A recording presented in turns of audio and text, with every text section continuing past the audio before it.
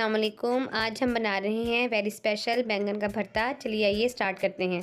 यहाँ पे मैंने एक पतीला ले लिया है, इसमें 4 से 5 जवे लहसुन के डाल दिए हैं और 2 केजी जो बैंगन थे वो काट के, और साथ में जो बैंगन के ऊपर उसकी वो ग्रीन वाला पार्ट होता है उसको भी काट के इसके अंदर डाल दिया है। और इसको अब इसमें बाकी मसाले मैं डालूँगी। अब यहाँ पर मैंने इसके अंदर प्याज ऐड किया है।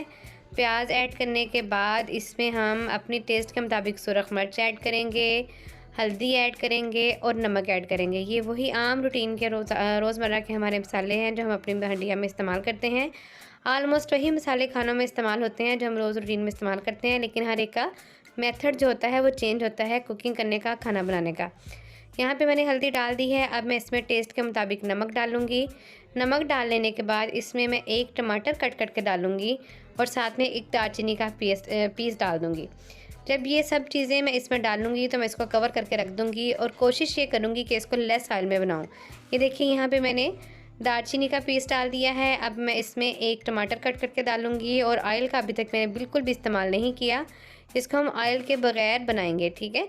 जितना हम कम से कम ऑयल इस्तेमाल कर सकते हैं उतने ही कम से कम ऑयल में इसको बनाएंगे।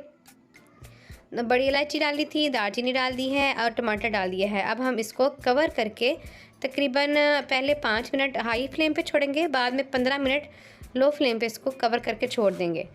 चलिए मिलते हैं और देखते हैं इसको 15 मिनट के बाद। ये देखिए यहाँ पे हमें 15 मिनट गुजर चुके हैं और मैंने इसका कवर हटाया है तो इसने पानी भी छोड़ दिया है और हमारे जो बैंगन हैं वो काफ़ी हद तक गल चुके हैं।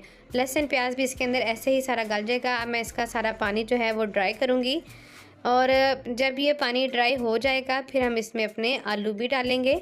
लेकिन इसमें एक बहुत स्पेशल इंग्रेडिएंट है मेरे पास, यहाँ पे अचार है। ये इसमें मैं 2 चम्मच अचार के डाल दूँगी। आप अपने टेस्ट के मुताबिक कम या ज़्यादा अचार डाल सकते हैं। ये होममेड अचार है, इसके साथ इसका फ्लेवर बहुत अच्छा आता है, बहुत मज़े के बनते हैं। अब मैं इनको हल्की आग पर इनका जो पानी है वो ड्राई कर रही हूँ अचार के मसाले के साथ। हमारे बैंगन का पानी ऑलमोस्ट ड्राई हो चुका था। अब इसमें आलू डालेंगे कट करके। आप अपने टेस्ट के मुताबिक ज़्यादा आलू पसंद करते हैं ज़्यादा डाल लीजिए। मैंने 2 किलो बैंगन में आधा किलो आलू डाले थे, इसको दोबारा से कवर कर दिया है। जब हमारे आलू गल जाएंगे तो ये हमारा खाना जो है तैयार हो जाएगा। हमारा बैंगन भी भून चुके हैं, ये देखिए हमारे बैंगन भून चुके हैं, हमारे आलू गल चुके हैं। यहाँ पे मैंने इसमें सब्ज़ धनिया डाल दिया है और कुछ सब्ज़ मिर्चें कट करके डाल रही हूँ।